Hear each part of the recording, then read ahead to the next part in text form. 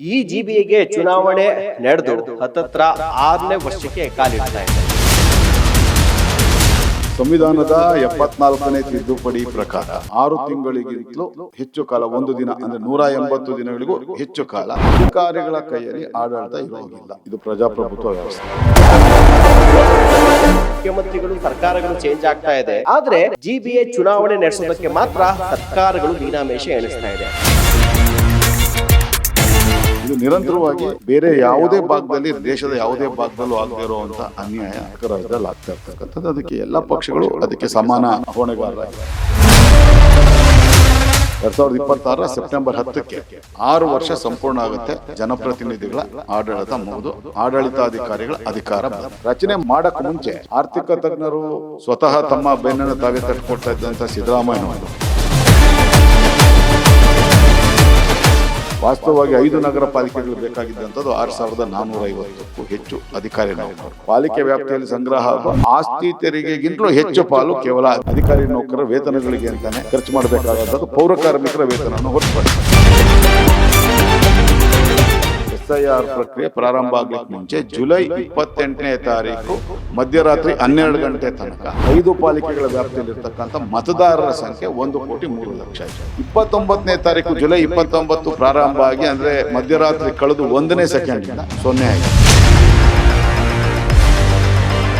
ಜಾಗತಿಕ ಮಟ್ಟದಲ್ಲಿ ಏನು ಬೆಂಗಳೂರು ಮಹಾನಗರ, ಕೆಂಪೇಗೌಡ ಕಟ್ಟಿರ್ತಕ್ಕಂಥ ಬೆಂಗಳೂರು ಮಹಾನಗರ ಹೆಸರು ಮಾಡಿದೆ, ಆ ಹೆಸರಿಗೆ ದೊಡ್ಡ ಮಟ್ಟದ ಕಪ್ಪು ಚುಕ್ಕಿಯನ್ನ, ಕಳಂಕವನ್ನ ತರುವಂತ ಕೆಲಸಕ್ಕೆ ಈ ಸರ್ಕಾರ ಕೈ ಹಾಕ್ದಂಗ. ಈಗಲೂ ಹೇಳ್ತೀನಿ, ಇನ್ನೂ 1 ವರ್ಷ ಆದ್ರೂ ಕೂಡ ಇವರು ಚುನಾವಣೆ ಮಾಡ್ಲಿಕ್ಕೆ ಸಾಧ್ಯ ಇಲ್ಲ. ಈ ಹಿಂದಿನ ಬಿಬಿಎಂಪಿ, ಈಗಿನ ಜಿಬಿಎ, ಈ ಜಿಬಿಎಗೆ ಚುನಾವಣೆ ನಡೆದು ಹತ್ತತ್ರ 6ನೇ ವರ್ಷಕ್ಕೆ ಕಾಲಿಡ್ತಾ ಇದೆ. ಈ ವರ್ಷ ಹಾಗೆ ಆಗುತ್ತೆ ಚುನಾವಣೆ ಅನ್ನುವಂತಹ ನಂಬಿಕೆ ಯಾರ ಅಭ್ಯರ್ಥಿಗಳಿದ್ರು ಆ ಅಭ್ಯರ್ಥಿಗಳಲ್ಲಿ, ಹಾಗೆ ಬೆಂಗಳೂರಿನ ಜನತೆಯಲ್ಲಿತ್ತು. ಆದರೆ ಇದ್ದಂಥ ಈ ಹಿಂದೆ ಇದ್ದಂಥ ಬಿಜೆಪಿ ಸರ್ಕಾರ ಆಗಿರ್ಬೋದು, ಈಗಿರುವಂಥ ಕಾಂಗ್ರೆಸ್ ಸರ್ಕಾರ ಆಗಿರ್ಬೋದು, ಮುಖ್ಯಮಂತ್ರಿಗಳು, ಸರ್ಕಾರಗಳು ಚೇಂಜ್ ಆಗ್ತಾ ಇದೆ. ಅವ್ರಿಗೆ ಬೇಕಾದಂಥ ಸಚಿವ ಸ್ಥಾನಗಳಾಗಿರ್ಬೋದು, ನಿಗಮ ಮಂಡಳಿಗಳು ಎಲ್ಲವೂ ಕೂಡ ನಡೀತಾ ಇದೆ. ಆದರೆ ಜಿಬಿಎ ಚುನಾವಣೆ ನಡೆಸೋದಕ್ಕೆ ಮಾತ್ರ ಸರ್ಕಾರಗಳು ಮೀನಾಮೇಷ ಎಣಿಸ್ತಾ ಇದೆ. ಸುಪ್ರೀಂ ಕೋರ್ಟು ಕೂಡ ಚಾಟಿ ಬೀಸಿತ್ತು, ಮಾಡಲೇಬೇಕು ಅಂತೇಳಿ. ಆದರೆ ಸುಪ್ರೀಂ ಕೋರ್ಟ್ಗೂ ಕೂಡ ಆಗಾಗ ಏನೆಲ್ಲ ಕುಂಟು ನೆಪಗಳನ್ನು ಒಡ್ಡಿ ಮುಂದೂಡಬೇಕು ಚುನಾವಣೆನ, ಆ ಕೆಲಸಗಳಾಗ್ತಿತ್ತು. ಆದರೆ ಈ ವರ್ಷ ಹಾಗೆ ಆಗುತ್ತೆ ಅನ್ನುವಂಥ ಭರವಸೆ ಇತ್ತು. ಯಾಕಂದರೆ ಸುಪ್ರೀಂ ಕೋರ್ಟ್ ಹೇಳಿತ್ತು, ಚುನಾವಣಾ ಆಯೋಗ ಕೂಡ ಸಿದ್ಧತೆಯನ್ನು ಮಾಡ್ಕೊಂಡಿತ್ತು, ಮಾನ್ಯ ಮುಖ್ಯಮಂತ್ರಿಗಳು DK ಶಿವಕುಮಾರ್ ಅವರು ಕೂಡ ನಾವು ಮಾಡ್ತೀವಿ ಅಂತ ಹೇಳಿದ್ರು. ಆದರೆ ಬದಲಾದಂಥ ಸನ್ನಿವೇಶದಲ್ಲಿ ಮತ್ತೊಂದಷ್ಟು ಕುಂಟು ನೆಪಗಳನ್ನು ಇಟ್ಕೊಂಡು ಚುನಾವಣೆ ಒಂದನ್ನಷ್ಟೇ ಮುಂದೂಡುವಂಥದ್ದಲ್ಲ, ಈಗೇನು 5 ಪಾಲಿಕೆಗಳಾಗಿತ್ತಲ್ಲ ಅದನ್ನು ಮತ್ತೆ ರೆಡ್ಯೂಸ್ ಮಾಡುವಂಥ ಕೆಲಸ ಕೂಡ ಆಗ್ತಾ ಇದೆ ಅನ್ನುವಂಥ ಒಂದಷ್ಟು ವಿಶೇಷವಾದಂಥ ಒಂದಷ್ಟು ಇನ್ಫಾರ್ಮೇಷನ್ಸ್ಗಳು ನಮಗೆ ಸಿಗ್ತಾ ಇದೆ. ಅದು ಬಿಜೆಪಿ ಮುಖಂಡರು ಹಾಗೂ ಸಾಮಾಜಿಕ ಹೋರಾಟಗಾರರಾದಂಥ NR ರಮೇಶ್ ಅವರ ಮೂಲಕ. ಈಗ ಸ್ವತಃ NR ರಮೇಶ್ ಅವರೇ ನಮ್ಮ ಜೊತೆಗಿದ್ದಾರೆ. ಸರ್, ಒಂದು ಭರವಸೆ ಇತ್ತು, ಇನ್ಕ್ಲೂಡಿಂಗ್ ಮೀಡಿಯಾದವ್ರಿಗೂ ಕೂಡ. ಲಾಸ್ಟ್ ಟೈಮ್ ನೀವು ಕೂಡ ಹೇಳಿದ್ರ, ನಾವೆಲ್ಲ ಸಿದ್ಧತೆ ಮಾಡ್ಕೊಂಡಿದ್ದೀವಿ, ಈಗ ಎಲೆಕ್ಷನ್ ಆದರೂ ಕೂಡ ನಾವು ರೆಡಿ ಇದ್ದೀವಿ ಅಂತ ಹೇಳಿದ್ರ. ಈಗೊಂದು ಹೊಸ ನ್ಯೂಸ್ ಬರ್ತಾ ಇದೆ, ಎಲೆಕ್ಷನ್ ನಡೆಯೋದು ಡೌಟು, ಜೊತೆಗೆ 5 ಪಾಲಿಕೆಗಳು ಮಾಡಿದ್ರಲ್ಲ ಅದನ್ನು ರಿಡ್ಯೂಸ್ ಮಾಡ್ತಾರೆ ಅನ್ನುವಂಥದ್ದು. ಕಳೆದ 1 ವರ್ಷದ ಹಿಂದೆ ನಿಮ್ಮ ವಾಹಿನಿಗೆ ಮತ್ತು ನಿಮ್ಮ ವಾಹಿನಿಯ ಮೂಲಕ ಬೆಂಗಳೂರಿನ ನಾಗರಿಕರಿಗೆ ಒಂದು ವಿಷಯವನ್ನು ಸ್ಪಷ್ಟಪಡಿಸಿದೆ. ಕನಿಷ್ಠ 2 ವರ್ಷಗಳ ಕಾಲ ಮಹಾನಗರ ಪಾಲಿಕೆ ಚುನಾವಣೆಯನ್ನು ಇವ್ರು ಮಾಡ್ಲಿಕ್ಕೆ ಸಾಧ್ಯ ಇಲ್ಲ, ಮಾಡೋದು ಇಲ್ಲ ಅನ್ನೋದನ್ನು ಹೇಳಿದೆ. ಈಗಾಗಲೇ ನಾನು ಮಾತಾಡಿ 1 ವರ್ಷ ಆಗೋಗ್ಬಿಟ್ಟಿದೆ. ಸಂವಿಧಾನದ 74ನೇ ತಿದ್ದುಪಡಿ ಪ್ರಕಾರ 6 ತಿಂಗಳಿಗಿಂತಲೂ ಹೆಚ್ಚು ಕಾಲ, ಒಂದು ದಿನ ಅಂದರೆ 180 ದಿನಗಳಿಗೂ ಹೆಚ್ಚು ಕಾಲ ಅಧಿಕಾರಿಗಳ ಕೈಯಲ್ಲಿ ಆಡಳಿತ ಇರೋಗಿಲ್ಲ. ಇದು ಪ್ರಜಾಪ್ರಭುತ್ವ ವ್ಯವಸ್ಥೆ. 74th amendment of Indian constitution ಸ್ಪಷ್ಟವಾಗಿ ಹೇಳುವಂಥದ್ದು. ಆದರೆ 2026 ಸೆಪ್ಟೆಂಬರ್ 10ಕ್ಕೆ 6 ವರ್ಷ ಸಂಪೂರ್ಣ ಆಗುತ್ತೆ. ಜನಪ್ರತಿನಿಧಿಗಳ ಆಡಳಿತ ಮುಗಿದು ಆಡಳಿತಾಧಿಕಾರಿಗಳ ಅಧಿಕಾರ ಬಂದು. ಇದು ನಿರಂತರವಾಗಿ ಬೇರೆ ಯಾವುದೇ ಭಾಗದಲ್ಲಿ, ದೇಶದ ಯಾವುದೇ ಭಾಗದಲ್ಲೂ ಆಗದೇ ಇರುವಂಥ ಅನ್ಯಾಯ ಬೆಂಗಳೂರು ಮಹಾನಗರದಲ್ಲಿ, ಕರ್ನಾಟಕ ರಾಜ್ಯದಲ್ಲಿ ಆಗ್ತಾ ಇರ್ತಕ್ಕಂಥದ್ದು. ಅದಕ್ಕೆ ಎಲ್ಲ ಪಕ್ಷಗಳು ಅದಕ್ಕೆ ಸಮಾನ ಹೊಣೆಗಾರರಾಗಿದ್ದಾರೆ. ಆದರೆ ಈಗಲೂ ಹೇಳ್ತೀನಿ, ಇನ್ನೂ 1 ವರ್ಷ ಆದರೂ ಕೂಡ ಇವರು ಚುನಾವಣೆ ಮಾಡಲಿಕ್ಕೆ ಸಾಧ್ಯ ಇಲ್ಲ. ಜೂನ್ 30 ಅಂತಿಮ ದಿನ ಇತ್ತು, ಆಗಸ್ಟ್ 31 ಅಂತಿಮ ದಿನ ಇತ್ತು, ಕೊನೆಗೀಗ ಡಿಸೆಂಬರ್ 31 ಅಂತ ಸುಪ್ರೀಂ ಕೋರ್ಟು ತನ್ನ ಆದೇಶದಲ್ಲಿ ತಿಳಿಸಿರ್ತಕ್ಕಂಥದ್ದು. ಆದರೂ ಕೂಡ ಮಾಡಲಿಕ್ಕೆ ಸಾಧ್ಯ ಇಲ್ಲ. ಬೇರೆ ಬೇರೆ ಕಾರಣಕ್ಕೆ ಮಾಡೋ ಅಂಥ ಇಚ್ಛಾಶಕ್ತಿ ಕೂಡ ಯಾರಿಗೂ ಇಲ್ಲ. ಹಾಗಾಗಿ ವಿಶೇಷವಾಗಿ ನಾನು ಈಗಾಗಲೇ ಹೇಳಿದಾಗ 5 ಪಾಲಿಕೆಗಳಾದಂಥ ಸಂದರ್ಭದಲ್ಲಿ ಆಡಳಿತಾರೂಢ ಕಾಂಗ್ರೆಸ್ಗೆ ಅವಕಾಶ ಇದ್ದಿದ್ದು ಕೇವಲ ಬೆಂಗಳೂರು ಕೇಂದ್ರ ನಗರ ಪಾಲಿಕೆಯಲ್ಲಿ ಅಧಿಕಾರ ಹಿಡಿಯೋದಕ್ಕೆ ಮಾತ್ರ ಅವಕಾಶ ಇತ್ತು ಹೊರತು ಇನ್ನು 4 ನಗರ ಪಾಲಿಕೆಗಳು, ಉತ್ತರ, ದಕ್ಷಿಣ, ಪೂರ್ವ, ಪಶ್ಚಿಮ 4 ನಗರ ಪಾಲಿಕೆಗಳು ಕೂಡ 100ಕ್ಕೆ 100 80ಕ್ಕಿಂತಲೂ ಹೆಚ್ಚು ಸ್ಥಾನಗಳನ್ನು ಭಾರತೀಯ ಜನತಾ ಪಾರ್ಟಿ ಗೆಲ್ಲತ್ತೆ ಅನ್ನೋ ವಾಸ್ತವ ಮತ್ತು ಗುಪ್ತಚರ ಇಲಾಖೆ ವರದಿಗಳು ಕಾಂಗ್ರೆಸ್ ಪಕ್ಷಕ್ಕೆ ಮತ್ತು ಅವರ ಸರ್ಕಾರಕ್ಕೆ ತಿಳಿಸೋದ್ರಿಂದ ಅನಿವಾರ್ಯವಾಗಿ ಚುನಾವಣೆಯನ್ನು ಮುಂದೂಡೋಕ್ಕೆ ಬೇರೆ ಬೇರೆ ಕಾರಣಗಳನ್ನು, ಕುಂಟು ನೆಪಗಳನ್ನು ಹಿಡ್ಕೊಂಡು ಬರ್ತಾಯಿದ್ರು. ಅದಕ್ಕೆ ತಕ್ಕನಾಗೆ ಇವರು ಹಿಂದೆ ಮುಂದೆ ನೋಡದೆ ಅವೈಜ್ಞಾನಿಕವಾಗಿ 5 ಪಾಲಿಕೆಗಳನ್ನು ರಚನೆ ಮಾಡಿದರ ಫಲವಾಗಿ ಈ ಹಿಂದೆ ದೇಶದ ರಾಜಧಾನಿ ದೆಹಲಿಯನ್ನು ಯಾವ ರೀತಿ 3 ಪಾಲಿಕೆಗಳನ್ನಾಗಿ ವಿಭಜನೆ ಮಾಡಿ ಅದರಲ್ಲಿ ದಕ್ಷಿಣ ದೆಹಲಿ ನಗರ ಪಾಲಿಕೆ ಮಾತ್ರ ಆದಾಯದಲ್ಲಿ ಮತ್ತು ಬೆಳವಣಿಗೆಯಲ್ಲಿ ಮುನ್ನಡೆಯನ್ನು ಸಾಧಿಸ್ತು. ಇನ್ನು 2 ನಗರ ಪಾಲಿಕೆಗಳು, ಮಹಾನಗರ ಪಾಲಿಕೆಗಳು ಆರ್ಥಿಕವಾಗಿ ತೀವ್ರ ಹಿನ್ನಡೆಯನ್ನು, ಇದು ಸಾಮಾಜಿಕವಾಗಿ, ಸಾಂಸ್ಕೃತಿಕವಾಗಿ, ಪ್ರಾದೇಶಿಕವಾಗಿ 2 ಪಾಲಿಕೆಗಳು ತೀವ್ರ ಹಿನ್ನಡೆಯನ್ನು ಸಾಧಿಸಿದ ನಂತರ 3 ಅವಧಿಗೆ ಸುಸ್ತಾಗಿ 3 ಪಾಲಿಕೆಗಳ ಮಹಾಪೌರರು ಮತ್ತು ಆಯುಕ್ತರು ಒಂದು ನಿರ್ಧಾರವನ್ನು, ಒಮ್ಮತದ ನಿರ್ಣಯವನ್ನು ತಗೊಂಡು 3 ಕಾರ್ಪೊರೇಷನ್ ಪುನಃ 1 ಕಾರ್ಪೊರೇಷನ್ ಮಾಡಬೇಕು ಅಂತೇಳಿ ಈಗ ದೆಹಲಿ ಮಹಾನಗರ ಪಾಲಿಕೆ ಅಸ್ತಿತ್ವಕ್ಕೆ ಬಂದಿರತಕ್ಕಂಥದ್ದು 3,40,00,000ಕ್ಕೂ ಹೆಚ್ಚು ಮತದಾರನ ಜನಸಂಖ್ಯೆಯನ್ನು ಹೊಂದಿರತಕ್ಕಂಥ ದೊಡ್ಡ ನಗರ ಪಾಲಿಕೆ. ನಾನು ಇಲ್ಲೂ ಕೂಡ ಅದನ್ನೇ ಹೇಳ್ಕೊಂಡು ಬರ್ತಾ ಇದ್ದೆ. ಆದರೆ ಇವರು ರಚನೆ ಮಾಡಿದ ನಂತರ, ಮಾಡೋಕ್ಕೆ ಮುಂಚೆ ಆರ್ಥಿಕ ತಜ್ಞರು ಸ್ವತಃ ತಮ್ಮ ಬೆನ್ನನ್ನು ತಾವೇ ತಟ್ಕೊಳ್ತಾ ಇದ್ದಂಥ ಸಿದ್ದರಾಮಯ್ಯನವರು ಹಣಕಾಸು ತಜ್ಞ ಅಂಥೇಳಿ ಹಿಂದೆ ಮುಂದೆ ನೋಡದೆ ಮಾಡಿದ್ರ ಫಲವಾಗಿ ಪ್ರಸ್ತುತ ಕಾರ್ಪೊರೇಷನಲ್ಲಿ BBMPಲಿ ಇದ್ದಂಥದ್ದು 2282 ಅಧಿಕಾರಿ ನೌಕರರಾದರೆ ವಾಸ್ತವವಾಗಿ 5 ನಗರ ಪಾಲಿಕೆಗಳು ಬೇಕಾಗಿದ್ದಂಥದ್ದು 6450ಕ್ಕೂ ಹೆಚ್ಚು ಅಧಿಕಾರಿ ನೌಕರರು. ಇಲ್ಲಿ ಪ್ರತಿ ತಿಂಗಳು 98 ಕೋಟಿ ರೂಪಾಯಿ ಅಂದರೆ ವರ್ಷಕ್ಕೆ 1200 ಕೋಟಿ ರೂಪಾಯಿ ಅಷ್ಟು ಅಧಿಕಾರಿ ನೌಕರರಿಗೆ ವೇತನಕ್ಕೆ ಅಂತ ಖರ್ಚು ಮಾಡುವಂಥ ಪರಿಸ್ಥಿತಿ ಈಗಿದೆ. ಒಂದು ವೇಳೆ 6450 ಜನ ಅಧಿಕಾರಿಗಳನ್ನ ಅವಶ್ಯಕತೆ ಇರತಕ್ಕಂಥವ್ರನ್ನ ಏನು 17 ಇಲಾಖೆ ಇದೆ, 17 ಇಲಾಖೆ 5 ಕಾರ್ಪೊರೇಷನ್ಗಳಿಗೆ ಏನು ತೊಗೊಂಡ್ರೆ 6450 ಮಂದಿ ಅಧಿಕಾರಿ ನೌಕರನ್ನ ತಗೊಳ್ಳೇಬೇಕು, ಅದು ಅನಿವಾರ್ಯ. ಆ ರೀತಿ ತೊಗೊಂಡಿದ್ದೆ ಆದರೆ ಕನಿಷ್ಠ 400ರಿಂದ 450 ಕೋಟಿ ರೂಪಾಯಿ ಇವರಿಗೆ ಪ್ರತಿ ತಿಂಗಳಿಗೆ ಇವರಿಗೆ ಬರೀ ವೇತನಕ್ಕೆ ಅಂತ ಖರ್ಚಾಗುವಂಥದ್ದು. ವರ್ಷಕ್ಕೆ ಅದನ್ನು ಲೆಕ್ಕ ತೊಗೊಂಡ್ರೆ 4,500ದಿಂದ 5,000 ಕೋಟಿ ರೂಪಾಯಿ ಅಷ್ಟು ಹಣ ಕೇವಲ ವೇತನಕ್ಕೆ, ಅಂದರೆ ಪಾಲಿಕೆ ವ್ಯಾಪ್ತಿಯಲ್ಲಿ ಸಂಗ್ರಹ ಆಗೋ ಆಸ್ತಿ ತೆರಿಗೆಗಿಂತಲೂ ಹೆಚ್ಚು ಪಾಲು ಕೇವಲ ಅಧಿಕಾರಿ ನೌಕರರ ವೇತನಗಳಿಗೆ ಅಂತಾನೆ ಖರ್ಚು ಮಾಡಬೇಕಾದಂಥದ್ದು. ಪೌರ ಕಾರ್ಮಿಕರ ವೇತನವನ್ನು ಹೊರತುಪಡಿಸಿ ಪೌರ ಕಾರ್ಮಿಕರಿಗೆ ಪ್ರಸ್ತುತ ಪ್ರತಿ ತಿಂಗಳಿಗೂ 37 ಕೋಟಿ ರೂಪಾಯಿ ಅಷ್ಟು ಹಣ ಖರ್ಚಾಗ್ತಾ ಇರೋವಂಥದ್ದು. ಅಂದರೆ ವರ್ಷಕ್ಕೆ ಸುಮಾರು 450 ಕೋಟಿಗೂ ಹೆಚ್ಚು ಹಣ ಇದಾಗ್ತಾ ಇರೋದು. ಅದನ್ನು ಸೇರಿದ್ರೆ ಬರೀ ವೇತನಕ್ಕೆ ಅಂತಲೇ ಸುಮಾರು 5,500 ಕೋಟಿ ರೂಪಾಯಿ ಅಷ್ಟು ಹಣ ಪೌರ ಕಾರ್ಮಿಕರು, ಅಧಿಕಾರಿ ನೌಕರರಿಗೆ ಮೀಸಲಾಗಿ ಇಡಬೇಕಾಗಿರ್ತಕ್ಕಂಥದ್ದು ಎಲ್ಲಿಂದ ಹೋಗ್ತಾರೆ? ಹಾಗಾಗಿ ಇವತ್ತು ಅದರ ಪರಿಣಾಮವಾಗಿ ಹಿಂದೆ ಮುಂದೆ ನೋಡದೆ ಅವೈಜ್ಞಾನಿಕವಾಗಿ 5 ಕಾರ್ಪೊರೇಷನ್ ಮಾಡಿದ್ರ ಫಲವಾಗಿ ಇವತ್ತು ಪಶ್ಚಿಮ ನಗರ ಪಾಲಿಕೆ ಬಹುತೇಕ ಆರ್ಥಿಕವಾಗಿ ಸಂಕಷ್ಟಕ್ಕೆ ಸಿಲ್ಕೊಂಡು ಇವಾಗ ದಿವಾಳಿ ಅಂತ ತಲುಪಿರೋದು. ಅದೇ ಹಾದಿಯಲ್ಲಿ ಬೆಂಗಳೂರು ಕೇಂದ್ರ ನಗರ ಪಾಲಿಕೆ ಮತ್ತು ದಕ್ಷಿಣ ನಗರ ಪಾಲಿಕೆ ಇರ್ತಕ್ಕಂಥದ್ದು. ಹಾಗಾಗಿ ಅವರು ಮಾಡಲಿಕ್ಕೆ ಸಾಧ್ಯ ಇರಲಿಲ್ಲ. ಮಾಡಿದರೆ ಬೆಂಗಳೂರು ಮಹಾನಗರವನ್ನು ಒಂದೇ ವರ್ಷದಲ್ಲಿ ದಿವಾಳಿ ಮಾಡ್ತಾಯಿದ್ರು. ಈಗಾಗಲೇ ಆಗೋಗ್ಬಿಟ್ಟಿದೆ ಅನ್ನೋದು ನಾನು ಹೇಳಿ ಈಗ ದಾಖಲೆಗಳು ಸಹಿತ ಅಂಕಿಅಂಶಗಳ ಸಮೇತ ಸ್ಪಷ್ಟವಾಗಿದ್ದೀನಿ. ಇನ್ನೂ 1 ವರ್ಷ ಮಾಡ್ಲಿಕ್ಕೆ ಸಾಧ್ಯ ಇಲ್ಲ. ಯಾತಕ್ಕೆ ಅಂತ ಹೇಳಿ ನೋಡೋದಾದರೆ, SIR ಪ್ರಾರಂಭ ಆಗ್ಲಿಕ್ಕೆ ಮುಂಚೆ ನಮ್ಮ ರಾಜ್ಯದಲ್ಲಿ SIR ಪ್ರಕ್ರಿಯೆ ಪ್ರಾರಂಭ ಆಗ್ಲಿಕ್ಕೆ ಮುಂಚೆ ಜುಲೈ 28ನೇ ತಾರೀಕು ಮಧ್ಯರಾತ್ರಿ 12 ಗಂಟೆ ತನಕ ಕೇವಲ ಬೆಂಗಳೂರು ಮಹಾನಗರದ ಜನಸಂಖ್ಯೆ 1,51,00,000 ಇದ್ದರೆ ಬೆಂಗಳೂರು ಮಹಾನಗರದ ಅಂದರೆ 5 ಪಾಲಿಕೆಗಳ ವ್ಯಾಪ್ತಿಯಲ್ಲಿರ್ತಕ್ಕಂಥ ಮತದಾರರ ಸಂಖ್ಯೆ 1,03,00,000 ಇತ್ತು. 29ನೇ ತಾರೀಕು ಜುಲೈ 29 ಪ್ರಾರಂಭ ಆಗಿ ಅಂದರೆ ಮಧ್ಯರಾತ್ರಿ ಕಳೆದು 1ನೇ ಸೆಕೆಂಡಿಂದ 0 ಆಯಿತು. ಕಳೆದ 8ನೇ ತಾರೀಕು ಆಗಸ್ಟ್ 8ನೇ ತಾರೀಕು ಚುನಾವಣಾ ಆಯೋಗ ಬಿಡುಗಡೆ ಮಾಡಿದಂಥ ದಾಖಲೆಗಳಲ್ಲಿ 50,65,000 ಮತದಾರರು ಉಳ್ಕೊಂಡಿದ್ದಾರೆ.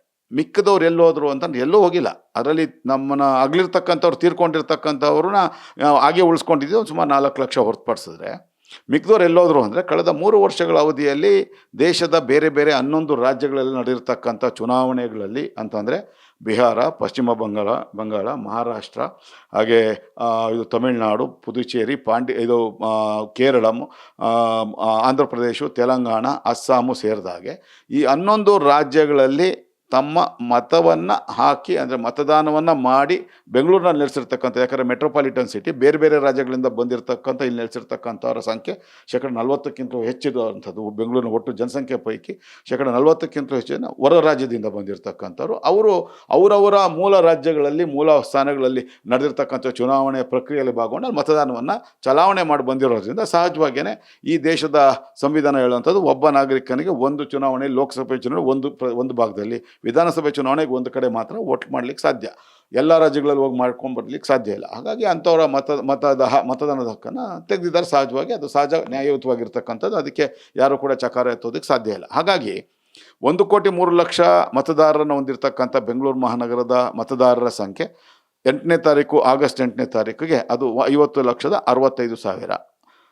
ಚುನಾವಣಾ ಆಯೋಗದ ಮುಖ್ಯಸ್ಥರೇ ಹೇಳಿರ್ತಕ್ಕಂಥದ್ದು ಅನ್ಬು ಕುಮಾರ್ ಅವರು ಪತ್ರಿಕಾಗೋಷ್ಠಿ, ಮ್ಯಾಕ್ಸಿಮಮ್ ಅಮ್ಮಮ್ಮ ಅಂದರೆ ರೋಲ್ ಬ್ಯಾಕ್ ಆಗುವಂಥದ್ದು. ಹಾಗೆ ಈಗಷ್ಟೇ ಮತದಾನದ ಹಕ್ಕನ್ನು ಪಡೆದಿರ್ತಕ್ಕಂಥ ಹೊಸ ಮತದಾರ ಯಾರಿದ್ದಾರೆ 18 ವರ್ಷದಿಂದ 21 ವರ್ಷದ ಒಳಗಿರ್ತಕ್ಕಂಥವ್ರು ಎಲ್ಲ ಸೇರಿದ್ರು ಕೂಡ ಅವರು ತಮ್ಮ ಮತದಾರರ ಪಟ್ಟಿಯಲ್ಲಿ ತಮ್ಮ ಹೆಸರನ್ನು ನೋಂದಣಿ ಮಾಡಿಸ್ಕೊಂಡ್ರು ಕೂಡ 52 ಲಕ್ಷ ದಾಟ್ಲಿಕ್ಕೆ ಸಾಧ್ಯ ಇಲ್ಲ ಅಂತ. ಅಂದರೆ 53 ಲಕ್ಷ ಅಂತ ಇಟ್ಕೊಂಡ್ರು ಕೂಡ 50 ಲಕ್ಷ ಮತದಾರರು ಬೆಂಗಳೂರು ಮಹಾನಗರದಲ್ಲಿ ಈ ಹಿಂದೆ ಇದ್ದಂಥವ್ರು ತಮ್ಮ ಮತದಾನದ ಹಕ್ಕನ್ನು ಕಳ್ಕೊಂಡಿರೋದ್ರಿಂದ 53 ಲಕ್ಷ ಮತದಾರರಿಗೆ 5 ಕಾರ್ಪೊರೇಷನ್ ಅಂದರೆ ನಗಪಾಟ್ಲಾಗ್ತದೆ. ನಾಡಪ್ರಭು ಕೆಂಪೇಗೌಡರು ಕಟ್ಟಿರ್ತಕ್ಕಂಥ, ವಿಶ್ವದಲ್ಲಿ ಅತ್ಯಂತ ವೇಗವಾಗಿ ಬೆಳೆದಿರ್ತಕ್ಕಂಥ, ಅತ್ಯಂತ ವೈಜ್ಞಾನಿಕವಾಗಿ ಕಟ್ಟಿರ್ತಕ್ಕಂಥ, ಎಲ್ಲ ಪ್ರಾಕೃತಿಕ ವಿಕೋಪಗಳಿಂದ ಮುಕ್ತವಾದಂಥ, ಸಮುದ್ರ ಮಟ್ಟದಿಂದ 3,000 ಅಡಿಗಳಿಗೆ ಅಷ್ಟು ಎತ್ತರದ ಪ್ರದೇಶದಲ್ಲಿ, ಸುರಕ್ಷಿತವಾದಂಥ ಪ್ರದೇಶದಲ್ಲಿ ನಿರ್ಮಾಣ ಆಗಿರ್ತಕ್ಕಂಥ ಈ ಒಂದು ಬೆಂಗಳೂರು ಮಹಾನಗರದ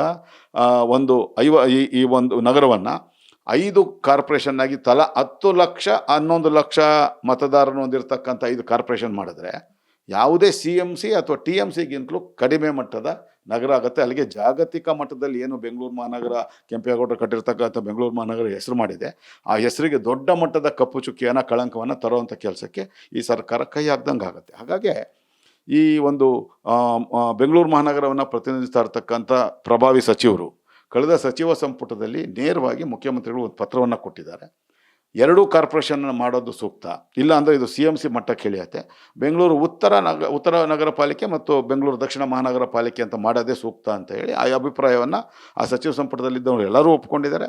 ಅದರ ಕರಡು ಪ್ರತಿಯನ್ನು, ಅದಕ್ಕೆ ಸಂಬಂಧಪಟ್ಟ ಡ್ರಾಫ್ಟನ್ನು ತಯಾರು ಮಾಡಲಿಕ್ಕೆ ಕೂಡ ನಮ್ಮ ಅಡ್ವೊಕೇಟ್ ಜನರಲ್ ಅವರಿಗೆ ಸೂಚನೆ ಹೋಗಿದೆ ಅನ್ನೋದು ವಿಷಯ ನಮಗೆ ಪಕ್ಕಾ ಮಾಹಿತಿ ತಿಳಿದು ಬಂದಿರತಕ್ಕಂಥದ್ದು. ಬಹುತೇಕ ಬಿಡದಿ ಹೋರಾಟಕ್ಕೆ ಸಂಬಂಧಪಟ್ಟ ವಿಷಯ, ನಾಗೇಂದ್ರ ಅವರ ರಾಜೀನಾಮೆಗೆ ಸಂಬಂಧಪಟ್ಟ ಆಗ್ರಹಿಸಿ ನಡೀತಾ ಇರ್ತಕ್ಕಂಥ ಹೋರಾಟಗಳು, KPSC ಆಗಿರ್ತಕ್ಕಂಥ ವ್ಯವಹಾರಕ್ಕೆ ಸಂಬಂಧಪಟ್ಟ ಈ 3 ವಿಷಯಗಳಿಗೆ ಸಂಬಂಧಪಟ್ಟ ಹಾಗೆ ಇನ್ನೂ 1 ವಾರಗಳ ಕಾಲ ಅದೇ ಗದ್ದಲಗಳು ಮುಂದುವರೆದ್ರೆ ನವೆಂಬರ್ ತಿಂಗಳಲ್ಲಿ ನಡೆಯುವಂಥ ಚಳಿಗಾಲದ ಅಧಿವೇಶನದಲ್ಲಿ ಈ ಸಬ್ಜೆಕ್ಟನ್ನು ತಗೊಂಡ್ಬರ್ತಾರೆ. ಒಂದು ವೇಳೆ ಈ ಗದ್ದಲ ಕಡಿಮೆ ಆದರೆ ಇದೇ ಅಧಿವೇಶನದ ಕೊನೆ 2 ದಿನದಲ್ಲಿ ಒಂದಿನ ತಮ್ಮ ಈ ಒಂದು ಬಿಲ್ಲನ್ನು ತಗೊಂಬಂದು 2 ನಗರ ಪಾಲಿಕೆಯನ್ನು ಮಾಡುವಂಥ ಒಂದು ಪ್ರಸ್ತಾವನೆಯನ್ನು ತಗೊಂಬಂದು ಅವ್ರು ಮಾಡ್ಕೊಳ್ತಾರೆ. ಸಂಖ್ಯೆ ಅವ್ರ ಪರವಾಗಿರೋದ್ರಿಂದ ಅಲ್ಲಿಗೆ 100ಕ್ಕೆ 100 ಆಗುತ್ತೆ. ಯಾವುದೇ ಕಾರಣಕ್ಕೂ ಕೆಲವೊಂದಷ್ಟು ಜನ ಮಾತ್ರ 3 ಕಾರ್ಪೊರೇಷನ್ ಮಾಡೋಣ ಅಂತ ಕೂಗೆತ್ತಿದ್ದಾರೆ ಆಡಳಿತ ಪಕ್ಷದ ಶಾಸಕರು, ಸಚಿವರು, 1-2-3 ಹಾಗೆ ಮಾಡಿದ್ರೆ ಸುಮಾರು 17-18 ಲಕ್ಷ ಜನಸಂಖ್ಯೆಗೆ 1 ಕಾರ್ಪೊರೇಷನ್ ಮಾಡ್ದಂಗೆ, ಅದು 17-17.5 ಲಕ್ಷಕ್ಕೆ 1 ಕಾರ್ಪೊರೇಷನ್ ಮಾಡ್ದಂಗೆ. ಅಲ್ಲೂ ಕೂಡ ಬೆಂಗಳೂರು ಮಹಾನಗರಕ್ಕಿರ್ತಕ್ಕಂಥ ವಿಶ್ವಮಟ್ಟದ ಖ್ಯಾತಿ ಅದರಲ್ಲಿ ಅದು ಕಡಿಮೆ ಆಗುತ್ತೆ ಮತ್ತು ಕುಂಠಿತವಾಗತ್ತೆ. ಹಾಗಾಗಿ 2 ಕಾರ್ಪೊರೇಷನ್ ಮಾಡೋದು ಸೂಕ್ತ ಅಂತ ಪ್ರಭಾವಿ ಸಚಿವರು, 2 ಪ್ರಭಾವಿ ಸಚಿವರು ಅಲ್ಲಿ ಆ ಪ್ರಸ್ತಾವನೆಯನ್ನು ಸಲ್ಲಿಸಿರ್ತಕ್ಕಂಥದ್ದು. ಕೊನೆಗೆ ನಡೆಯುವಂಥದ್ದೇನೆ ಇವ್ರು ಮಾಡುವಂಥದ್ದು 2 ಕಾರ್ಪೊರೇಷನ್ನು 100ರಿಂದ 120 ವಾರ್ಡ್ಗಳಿಗೆ 1 ಕಾರ್ಪೊರೇಷನ್ ಅಂತ ಮಾಡಿ, ಕೋರ್ ಬೆಂಗಳೂರಲ್ಲಿ ಅಂತಂದರೆ ಹಳೆ ಬೆಂಗಳೂರು ಮಹಾನಗರ ಪಾಲಿಕೆಗೆ ಸೇರಿದಂಥ, ಅಂದರೆ ಹಿಂದಿನ ಪೂರ್ವ, ಪಶ್ಚಿಮ, ದಕ್ಷಿಣ ವಲಯಗಳಲ್ಲಿ ಏನಿದೆ ಅಲ್ಲಿ 27 ವಿಧಾನಸಭಾ ಕ್ಷೇತ್ರಗಳ ಪೈಕಿ 18 ವಿಧಾನಸಭಾ ಕ್ಷೇತ್ರಗಳಲ್ಲಿ 30,000ಕ್ಕೆ 1 ವಾರ್ಡ್. ಹಂಗೆ ಹೊರ ವಲಯಗಳಲ್ಲಿ ಅಂದರೆ BBMP ಆದಂಥ ಸಂದರ್ಭದಲ್ಲಿ ಹೊರ ವಲಯಗಳಲ್ಲಿದ್ದಂಥ 5 ವಲಯಗಳೇನಿದೆ ಅಥವಾ 5 ವಲಯಗಳಲ್ಲಿರೋ 9 ವಿಧಾನಸಭಾ ಕ್ಷೇತ್ರಗಳು ಅಂದರೆ ಬೊಮ್ಮನಹಳ್ಳಿ, ಬೆಂಗಳೂರು ದಕ್ಷಿಣ, ರಾಜರಾಜೇಶ್ವರಿ ನಗರ, ಯಶವಂತಪುರ, ಹಾಗೆ ಬ್ಯಾಟರಾಯನಪುರ, ಯಲಹಂಕ, ಮಹದೇವಪುರ, ದಾಸರಹಳ್ಳಿ ಮತ್ತು ಕೃಷ್ಣರಾಜಪುರ ವಿಧಾನಸಭಾ ಕ್ಷೇತ್ರಗಳೇನು ಬರುತ್ತೆ, ಈ ವಿಧಾನಸಭಾ ಕ್ಷೇತ್ರಗಳ ವ್ಯಾಪ್ತಿಯಲ್ಲಿ 25,000 ಮತದಾರರಿಗೆ 1 ವಾರ್ಡನ್ನು ಮೀಸಲು ಮಾಡಿ ಇವರು ಮಾಡಲೇಬೇಕಾಗತ್ತೆ. ಆವಾಗ ಹೊಸದಾಗಿ 5 ನಗರ ಪಾಲಿಕೆ ಬದಲಾಗಿ 2 ಕಾರ್ಪೊರೇಷನ್ನ ಮಾಡೋಕ್ಕೆ ಇವರು ಮುಂದಾಗಿದ್ದಾರೆ. ಆಗ ಸಹಜವಾಗಿಯೇ ಹೊಸದಾಗಿ ವಾರ್ಡ್ಗಳ ಮರು ವಿಂಗಡಣೆ ಅಂದರೆ ಡಿಲಿಮಿಟೇಷನ್ ಆಫ್ ವಾರ್ಡ್ಸ್ ಮಾಡಲೇಬೇಕು. ಆ ಮಾಡೋದಕ್ಕೆ ಇವರು ಕನಿಷ್ಠ 6-7 ತಿಂಗಳ ಕಾಲ ಅವಕಾಶ ತಗೊಳ್ತಾರೆ.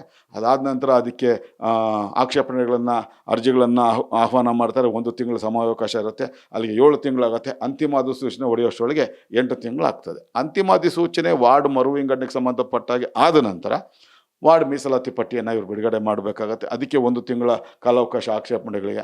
ಅದನ್ನು ಸ್ಕ್ರೂಟ್ನಿ ಮಾಡಿ ಇವರು ಅದನ್ನು ಫೈನಲ್ ನೋಟಿಫಿಕೇಷನ್ ಮಾಡಲಿಕ್ಕೆ ಅದಕ್ಕೊಂದು ತಿಂಗಳು, ಅಂದರೆ ಸುಮಾರು ಕನಿಷ್ಠ ಇದೆಲ್ಲ 12-13 ತಿಂಗಳ ಪ್ರೋಸೆಸ್ ಆಗುತ್ತೆ. ಅಂತಂದರೆ ಇದು ನವಂಬರ್ ತಿಂಗಳಲ್ಲಿ ಇವರು ಸಬ್ಜೆಕ್ಟನ್ನು ತೊಗೊಂಬಂದು ರಾಜ್ಯಪಾಲರ ಅಂಕಿತಕ್ಕೆ ಕಳಿಸಿ ಅವರು ಕನಿಷ್ಠ ಯಾವುದೇ ಇಲ್ಲಿ ತನಕ ಬಿಲ್ಗಳನ್ನು ರಾಜ್ಯಪಾಲರು 1 ತಿಂಗಳಿಗಿಂತಲೂ ಕಡಿಮೆ ಅವಧಿಯಲ್ಲಿ ಅದಕ್ಕೆ ಅನುಮೋದನೆ ಕೊಟ್ಟಿಲ್ಲ. ಯಾಕಂದರೆ ಪ್ರತಿಯೊಂದು ಅಕ್ಷರವನ್ನು ಅವರು ಕಾನೂನಲ್ಲಿ ಏನು ಪರಿಣಾಮ ಆಗ್ಬೋದು ಅಂತ ಅಧ್ಯಯನ ಮಾಡಿ ಅದಕ್ಕೆ ಅಭಿಪ್ರಾಯವನ್ನು ಪಡೆದುಕೊಂಡು ಬರುವ ರೈಟಿಂಗಲ್ಲಿ ಲೀಗಲ್ ಒಪಿನಿಯನ್ ತೊಗೊಂಡು ಆನಂತರ ಅನುಮೋದನೆ ಕೊಡೋದು. ಡಿಸೆಂಬರ್ ತಿಂಗಳಲ್ಲಿ ಅನುಮೋದನೆ ಕೊಟ್ಟರು ಕೂಡ ಅದಾದ ನಂತರ ಇವರು 6ನೇ ದಿವಸದಿಂದನೇ ಡಿಲಿಮಿಟೇಷನ್ನು ಪ್ರಾರಂಭ ಮಾಡಿ ಎಲ್ಲ ಮಾಡಿದ್ರು ಕೂಡ ಈ ಎಲ್ಲ ಪ್ರಕ್ರಿಯೆ ಮುಗಿಯೋಕ್ಕೆ 2027 ಡಿಸೆಂಬರ್ ತಿಂಗಳಾಗುತ್ತೆ. ಆದರೆ 2028 ಏಪ್ರಿಲ್ ಕೊನೆಯ ವಾರದಲ್ಲಿ ಅಥವಾ ಮೇ ಮೊದಲನೇ ವಾರದಲ್ಲಿ ವಿಧಾನಸಭೆ ಚುನಾವಣೆ ನಡೆಯೋದ್ರಿಂದ 6 ತಿಂಗಳ ಅವಧಿಯೊಳಗೆ ವಿಧಾನಸಭೆ ಅಥವಾ ಲೋಕಸಭೆ ಚುನಾವಣೆಗೆ 6 ತಿಂಗಳು ಇರೋ ಅಂಥ ಸಂದರ್ಭದಲ್ಲಿ ಯಾವುದೇ ಕಾರಣಕ್ಕೂ ಲೋಕಲ್ ಬಾಡಿ ಎಲೆಕ್ಷನ್ಸ್ ಅಂದರೆ ಸ್ಥಳೀಯ ಸಂಸ್ಥೆಗಳ ಚುನಾವಣೆ ನಡೆಸಲಿಕ್ಕೆ ಸಾಧ್ಯ ಇಲ್ಲ, ಕಾನೂನುಗೆ ವಿರುದ್ಧವಾಗಿ ಮಾಡ್ದಂಗಾಗುತ್ತೆ. ಹಾಗಾಗಿ ಅದು ಸಂವಿಧಾನ ಹೇಳೋದೇ ಹಾಗೆ. ಹಾಗಾಗಿ ಇದೇನೇ ಇದ್ದರೂ ಕೂಡ ಕಾರ್ಪೊರೇಷನ್ಗೆ ನಡೆಯುವಂಥ ಚುನಾವಣೆ 2028 ವಿಧಾನಸಭೆ ಚುನಾವಣೆ ನಡೆದು 4-5 ತಿಂಗಳ ನಂತರ ಮಾತ್ರ ನಡೀತದೆ. ಅಂದರೆ 2028 ಸೆಪ್ಟೆಂಬರ್ ಅಕ್ಟೋಬರ್ ತಿಂಗಳಿಗೆ ನಡೆಯೋದು. ಅಲ್ಲಿಗೆ ಪಾಪ ಕಳೆದ 6 ವರ್ಷಗಳಿಂದ ಪಾಪ ಆಕಾಂಕ್ಷಿಗಳು ಭಾರತೀಯ ಜನತಾ ಪಾರ್ಟಿ ಇರ್ಬೋದು, ಕಾಂಗ್ರೆಸ್ ಪಕ್ಷ ಇರ್ಬೋದು, ಜನತಾದಳ ಇರ್ಬೋದು, ಆಮ್ ಆದ್ಮಿ ಪಕ್ಷ ಇರ್ಬೋದು, ಬೇರೆ ಬೇರೆ ಪಕ್ಷಗಳಿಂದ SDP ಇರ್ಬೋದು, ಬೇರೆ ಬೇರೆ ಪಕ್ಷಗಳಿಂದ ಆಕಾಂಕ್ಷಿಗಳೇನು ಹಬ್ಬ ಹರಿದಿನಗಳಿಗೆ ಹೇರಳವಾಗಿ ತಮ್ಮ ಆಸ್ತಿಗಳನ್ನು ತಮ್ಮ ಪೂರ್ವಿಕರು ಸಂಪಾದನೆ ಮಾಡಿರ್ತಕ್ಕಂಥದ್ದು ಇವ್ರು ಕಷ್ಟಪಟ್ಟು ದುಡ್ದಿರ್ತಕ್ಕಂಥದ್ದನ್ನು ಕರಗಿಸ್ಕೊಂಡು ಬರ್ತಾ ಇದ್ದಾರೆ. ದಯವಿಟ್ಟು ಬೇಡ, ನೀವು ಸಂಪಾದನೆ ಮಾಡಿರ್ತಕ್ಕಂಥ ಆಸ್ತಿಯನ್ನು ಹಾಗೆ ಉಳಿಸ್ಕೊಳ್ಳಿ. ಯಾವುದೇ ಕಾರಣಕ್ಕೂ ಈ ಸರ್ಕಾರಗಳನ್ನು ನಂಬಕ್ಕೆ ಹೋಗಬೇಡಿ. ಅಂತಿಮವಾಗಿ 2 ಕಾರ್ಪೊರೇಷನ್ ನಡೆದು ಅದು ಚುನಾವಣೆ ಘೋಷಣೆ ಆದ ನಂತರ ಅಂದರೆ ನಿಮಗೆ ಮತದಾನದ ಪ್ರಕ್ರಿಯೆಗೆ ಕ್ಯಾಲೆಂಡರ್ ಆಫ್ ಇವೆಂಟ್ಸ್ ಅಂತ ಏನಂತಾರೆ, ಆ ಕ್ಯಾಲೆಂಡರ್ ಆಫ್ ಇವೆಂಟ್ಸ್ ಅನೌನ್ಸ್ ಆಗೋ ತನಕ ನೀವು ಯಾವುದೇ ಕಾರಣಕ್ಕೂ ಅಂಥ ಒಂದು ವ್ಯರ್ಥ ಪ್ರಯತ್ನವನ್ನು ಮಾಡಬೇಡಿ. ಈ ಹಿಂದೆ 1995 ಕೂಡ ಏಪ್ರಿಲ್ ಮೇ ತಿಂಗಳಲ್ಲಿ ಚುನಾವಣೆಯನ್ನು ಘೋಷಣೆ ಮಾಡಿದರು. ಆಗ 76 ವಾರ್ಡ್ಗಳಿಗೆ ಚುನಾವಣೆಯನ್ನು ಘೋಷಣೆ ಮಾಡಿದರು. ಆ ಸಂದರ್ಭದಲ್ಲಿ ದೇವೇಗೌಡರು ರಾಜ್ಯದ ಮುಖ್ಯಮಂತ್ರಿಗಳಾಗಿದ್ದರು. ಆಗ ಅನಿರ್ದಿಷ್ಟ ಅವಧಿಗೆ ಚುನಾವಣೆ ಯಾವಾಗ ನಾಮಪತ್ರಕ್ಕೆ ಸಲ್ಲಿಕೆ ಆಗಿ ಸ್ಕ್ರೂಟ್ನಿ ಮುಗಿದು ಎಲ್ಲ ಅಭ್ಯರ್ಥಿಗಳಿಗೆ ಚುನಾವಣೆ ಚಿಹ್ನೆಗಳನ್ನು ಕೂಡ ಅಲಾಟ್ ಮಾಡಿದರು. ಚುನಾವಣೆಗೆ ಕೇವಲ 6 ದಿನಗಳು ಬಾಕಿ ಇರುವಂಥ ಸಂದರ್ಭದಲ್ಲಿ ಅನಿರ್ದಿಷ್ಟ ಅವಧಿಗೆ ಚುನಾವಣೆಯನ್ನು ಮುಂದಕ್ಕೆ ಹಾಕಿದ್ರು. ಅದಾದ ನಂತರ 1996 JH ಪಟೇಲ್ ರಾಜ್ಯದ ಮುಖ್ಯಮಂತ್ರಿ ಆದ ನಂತರ BMP ಬೆಂಗಳೂರು ಮಹಾನಗರ ಪಾಲಿಕೆ 100 ವಾರ್ಡ್ಗಳಿಗೆ ಚುನಾವಣೆ ನಡೆದಿರ್ತಕ್ಕಂಥದ್ದು. ಹಾಗಾಗಿ ಅಂತಿಮ ಅಧಿಸೂಚನೆ ಹೊರಟು ಕ್ಯಾಲೆಂಡರ್ ಆಫ್ ಇವೆಂಟ್ಸ್ ಅನೌನ್ಸ್ ಆಗೋ ತನಕ ನೀವು ನಿಮ್ಮ ಬಳಿ ನೀವು ಕಷ್ಟಪಟ್ಟು ದುಡ್ದಿಟ್ಕೊಂಡಿರ್ತಕ್ಕಂಥ ಹಣವನ್ನು ಅಥವಾ ಆಸ್ತಿಗಳನ್ನು ಕರಗಿಸ್ಕೊಳ್ಳೋಂಥ ಕೆಲಸಕ್ಕೆ ಮುಂದಾಗಬೇಡಿ ಅಂತ ಹೇಳ್ತಾ, ಒಂದು ವೇಳೆ 2028 ವಿಧಾನಸಭೆ ಚುನಾವಣೆಯಲ್ಲಿ ಭಾರತೀಯ ಜನತಾ ಪಾರ್ಟಿ ಅಧಿಕಾರಕ್ಕೆ ಬಂದರೆ ಭಾರತೀಯ ಜನತಾ ಪಾರ್ಟಿಯ ಮ್ಯಾನಿಫೆಸ್ಟೋನಲ್ಲಿ ಇರೋ ಹಾಗೆ ಅದರದ್ದೊಂದೇ, ನಾವು ನಾಡಪ್ರಭು ಕೆಂಪೇಗೌಡರು ಕಟ್ಟಿರ್ತಕ್ಕಂಥ ಬೆಂಗಳೂರು ಮಹಾನಗರವನ್ನು ಒಂದೇ ಮಹಾನಗರ ಪಾಲಿಕೆಯನ್ನು ಮಾಡ್ತೀವಿ. ನಾವು 198 ಇಲ್ದಿದ್ರೆ ನಾವು ಮಾಡಿದಂಥ 225 ವಾರ್ಡ್ಗಳಿಗೆ ಚುನಾವಣೆ ಮಾಡ್ತೀವಿ, ಒಂದೇ ಕಾರ್ಪೊರೇಷನ್ ಮಾಡ್ತೀವಿ ಅಂತ ಈಗಾಗಲೇ ಘೋಷಣೆ ಮಾಡಿದ್ದಾರೆ, ನಾವು ಮಾಡಿದ್ದೀವಿ. ಹಾಗಾಗಿ ಅಂಥ ಸಂದರ್ಭ ಬಂದಾಗ ಒಂದೇ ಕಾರ್ಪೊರೇಷನ್ ಚುನಾವಣೆ ನಡೆಯುತ್ತೆ. ಹಾಗಾಗಿ ಯಾವುದೇ ಕಾರಣಕ್ಕೂ ಇನ್ನು 1-1.5 ವರ್ಷಗಳ ಕಾಲ ಚುನಾವಣೆ ನಡೀಲಿಕ್ಕೆ ಸಾಧ್ಯ ಇಲ್ಲ.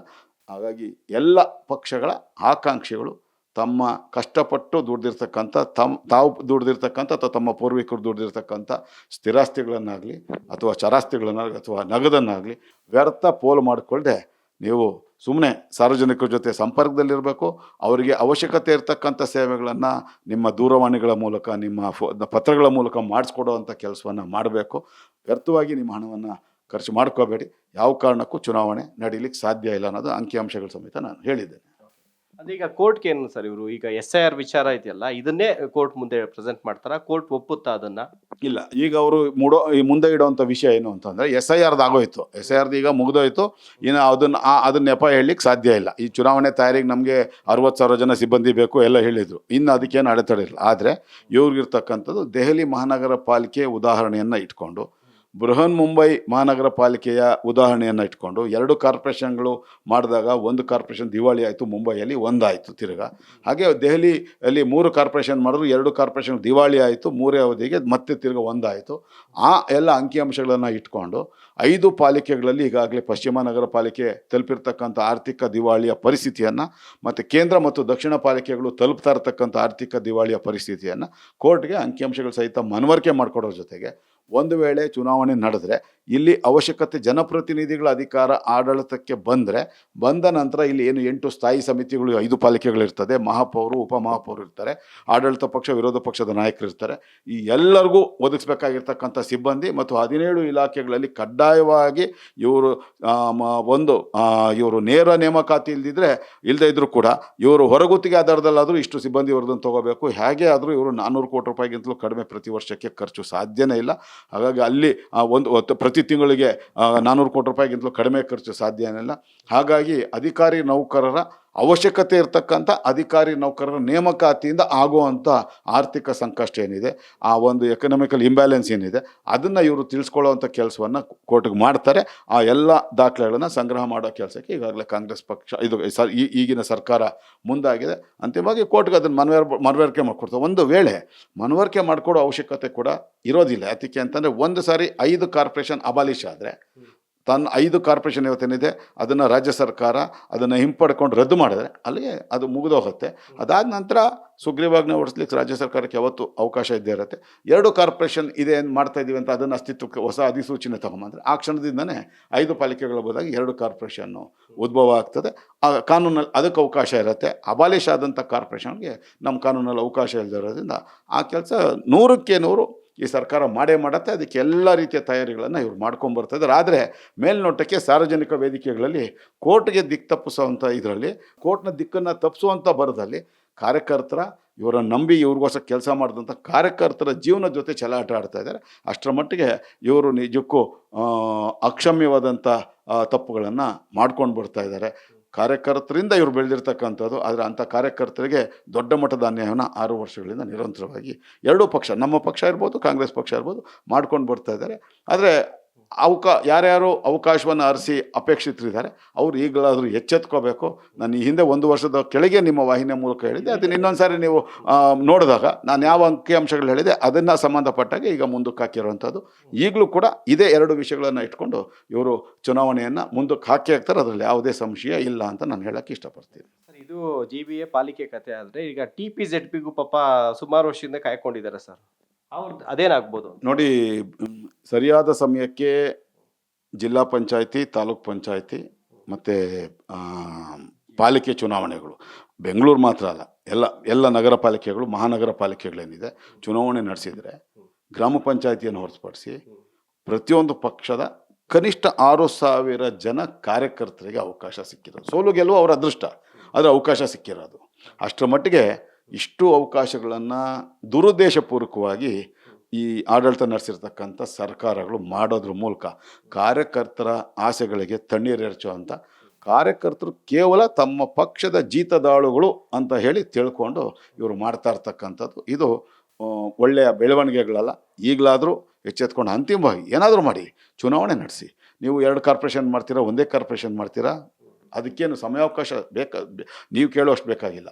ಮನಸ್ಸು ಮಾಡಿದ್ರೆ 2-3 ತಿಂಗಳಲ್ಲಿ ಮಾಡಿ ಮುಗಿಸ್ಬೋದು. ಅಂಥ ಪ್ರಕ್ರಿಯೆಯನ್ನು ಮಾಡಿ ಮುಗಿಸಿ ಕಾರ್ಯಕರ್ತರ ಆಶಯಗಳಿಗೆ ನೀರನ್ನು ಹಾಕುವಂಥ, ಅದನ್ನು ಬೆಳೆಸುವಂಥ ಕೆಲಸವನ್ನು ಎಲ್ಲ ಪಕ್ಷದ ರಾಜಕೀಯ ನಾಯಕರುಗಳು ಒಮ್ಮತವಾಗಿ ಸರ್ವಸಮ್ಮತವಾಗಿ ಮಾಡಬೇಕು. ಹಾಗಾಗಿ ಮಾತ್ರ ಕಾರ್ಯಕರ್ತರ ಒಂದು ಶ್ರಮಕ್ಕೆ ಒಂದು ಫಲವನ್ನು ಕೊಟ್ಟಂಗಾಗತ್ತೆ. ಆ ನಿಟ್ಟಿನಲ್ಲಿ ಎಲ್ಲ ರಾಜಕೀಯ ಪಕ್ಷದ ಮುಖಂಡರು ಇಚ್ಛಾಶಕ್ತಿ ಇಟ್ಕೊಂಡು ಕೆಲಸ ಮಾಡಬೇಕು ಅಂತ ನಾನು ತಮ್ಮ ವಾಹಿನಿಯ ಮೂಲಕ ನಾನು ಮನವಿ ಮಾಡಿಕೊಳ್ತೇನೆ.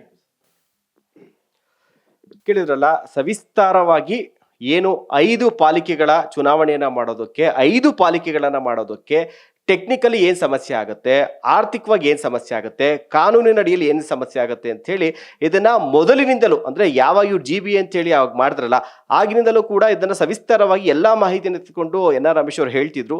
ಈಗಲೂ ಕೂಡ ಅವ್ರು ಹೇಳ್ತಾ ಇರೋದಷ್ಟೇ, ಯಾವುದೇ ಕಾರಣಕ್ಕೂ 2028ರ ಮುಂಚೆ ಈಗಿರುವಂಥ ಪರಿಸ್ಥಿತಿಗಳನ್ನು ಇವ್ರು ಮಾಡ್ಕೊಂಡಿರೋಂಥ ಸರ್ಕಾರಗಳು ಮಾಡಿರುವಂಥ ಎಡವಟ್ಟುಗಳನ್ನ ಗಮನಿಸಿದಾಗ ಯಾವುದೇ ಕಾರಣಕ್ಕೂ 2028ರ ಮುಂಚೆ ಚುನಾವಣೆ ಮಾಡೋದಕ್ಕೆ ಸಾಧ್ಯ ಇಲ್ಲ. 2028ಕ್ಕೆ ಕಾಂಗ್ರೆಸ್ಸೇ ಬಂದರೆ ಬಹುಶಃ ಚುನಾವಣೆ ಬೇಗ ಆಗ್ಬೋದು. ಆದರೆ BJP ಬಂದರೆ ಮತ್ತೆ ಅವರ ಮ್ಯಾನಿಫೆಸ್ಟೋದಲ್ಲಿ ಹೇಳಿರೋ ಹಾಗೆ ಬೆಂಗಳೂರನ್ನು ಯಾವುದೇ ಕಾರಣಕ್ಕೆ ಡಿವೈಡ್ ಮಾಡೋದಿಲ್ಲ, ಒಂದೇ ಚುನಾವಣೆಯನ್ನು ಒಂದೇ ಪಾಲಿಕೆಯನ್ನು ಇಟ್ಕೊಂಡು ನಾವು ಚುನಾವಣೆ ಮಾಡ್ತೀವಿ ಅಂತ ಹೇಳಿದ್ದಾರೆ. ಹೀಗಾಗಿ ಇವರು ಜನತೆಗೆ, ಅದರಲ್ಲೂ ಕೂಡ ಎಕ್ಸ್ಪೆಷಲಿ ಯಾರು ಟಿಕೆಟ್ ಆಕಾಂಕ್ಷಿಗಳು, ಯಾವಾಗ 300 ಜಿಲ್ಲೆ ವಾರ್ಡ್ಗಳಾಯ್ತಲ್ಲ, ಆಕಾಂಕ್ಷಿಗಳ ಸಂಖ್ಯೆ ಕೂಡ ಜಾಸ್ತಿ ಆಗಿತ್ತು. ಅವ್ರಿಗೆ ಹೇಳ್ತಾರೆ ಕಿವಿ ಮಾತಿಷ್ಟೇ, ಸಾರ್ವಜನಿಕ ನಿಮಗೆ ಕೈಲಾದ ಮಟ್ಟಕ್ಕೆ ಸಹಾಯವನ್ನು ಮಾಡಿ, ಆದರೆ ಆರ್ಥಿಕವಾಗಿ ನಿಮ್ಮ ಹಣವನ್ನು ಚುನಾವಣೆಗೆ ನಡೆದು ಬಿಡುತ್ತೆ ಅಂತೇಳಿ ದುಂದುವೆಚ್ಚ ಮಾಡಿ ನಿಮ್ಮ ಜೀವನವನ್ನು ಹಾಳು ಮಾಡ್ಕೊಳ್ಬೇಡಿ ಅನ್ನುವಂಥ ಸಂದೇಶವನ್ನು ಕೊಡ್ತಾ ಇದ್ದಾರೆ. ಕ್ಯಾಮ್ರಾ ಪರ್ಸನ್ ಚಿರಾಗ್ ಜೊತೆಗೆ ಶಿವಪ್ರಸಾದ್, ನ್ಯಾಷನಲ್ ಟಿವಿ, ಬೆಂಗಳೂರು.